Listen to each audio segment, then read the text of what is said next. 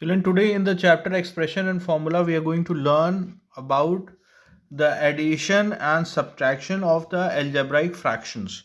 Suppose any fractions, algebraic fractions are given, like a upon 2 is given, a upon 2 is the algebraic fraction, 5 upon 5x upon 7 is algebraic fraction. So any algebraic fraction, if we have to add two algebraic or more than two algebraic fraction, if we have to add or subtract, then how we are going to do the addition or subtraction that we are going to discuss today. Right. Let's start with the example. Like suppose we are given with two algebraic fractions as x by 4 and x by 6, and in these two fractions we have to add. You can see plus sign in between the algebraic fractions. Now the way the process for addition is, whenever fraction is given, so before adding or subtracting we have to make the denominators equal, then only we can add or subtract the numerator. If denominators are equal, then you can directly add or subtract the numerator. If the denominators are not equal, then first we make the denominators equal and then we can add or subtract the numerators and we'll get the resulting fraction. Right. Let's start. So how we can make, you can see here 4 and 6 are present in the denominator. Now if we have to make 4 or 6 equal, so what we'll do, the term which comes in both the tables of 4 and 6 is 12. So 4 3s are 12 and 6 2s are 12. So 12 is the LCM, least common multiple of 4 and 6. So what we'll do, we'll multiply 3 in the numerator and denominator of the first fraction, and here we'll multiply 2 in the numerator and denominator of the second fraction. Now when we do that, we'll get here 2x, 4 3s are 12, 2x upon 12, and here we'll get 2x upon 6 2s are 12, 2x upon 12. Now here you can see that denominators have become equal. Now we can add the numerators. Okay, so it will get 3x plus 2x upon 12. 3x plus 2x will be 5x upon 12. All right, so this will be the result of the addition of the fractions. For x upon 4 plus x upon 6 is equals to 5x upon 12. All right, let's see another sum. Again here I have taken two fractions. Now this is sum of subtraction.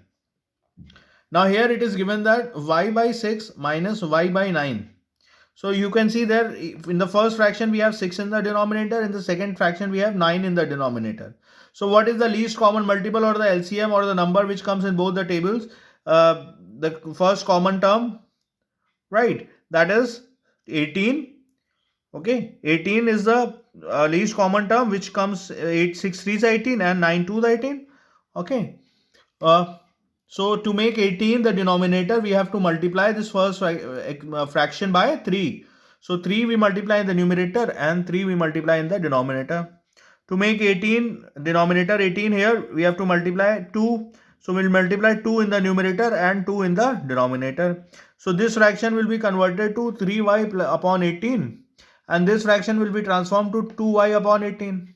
Now you can see that denominators have become equal here. Both the denominators are 18. So now we can say that 3y minus 2y, it will be y upon 18 will be the answer. Alright children, note down these sums. Let's see a few more sums children. Now here it is given that we have to subtract these fractions, 4y by 7 minus 5y by 14. Right. Now you can see that in the first fraction we have denominator 7 and the second fraction we have denominator 14. The LCM of 7 and 14 is 14, because 7 can be converted to 14.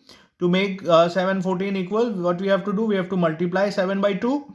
So we are multiplying both the numerator and denominator by the same number. So 2 into 7 and here 2 into 4y. So this will become 8y upon 14 minus 5y upon 14.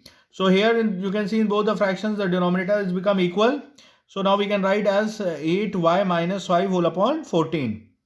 So 8y minus 5y will be 3y upon 14 will be the result of the subtraction of the given algebraic fractions. Okay, now let's see another sum. Here in this sum it is given that a by 5 minus b by 8. Now 5 and 8, if you see that if you have to make 5 and 8 equal, the denominator 5 and this denominator 8, so the product will be, the LCM will be 5 into 8, which will be 40. So to make 5 to 40, what we'll have to do, we have to multiply by 8. So 8 should be multiplied in both numerator and denominator. 8 into a and 8 into 5. And 8, when we have to convert to 40, 5 will be multiplied to 8. So 5 will be multiplied to both numerator and as well as the denominator. So when we do the multiplication, we'll get 8a upon 40 minus 5b upon 40. Alright, so now you can see here the denominators have become equal, which is 40.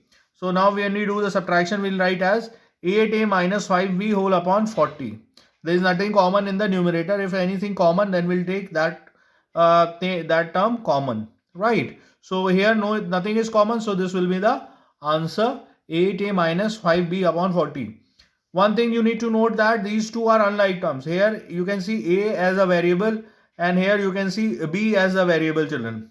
So when we have unlike terms, they cannot be added or subtracted. 8a, if it is written 8a minus 5a, then we can add or subtract.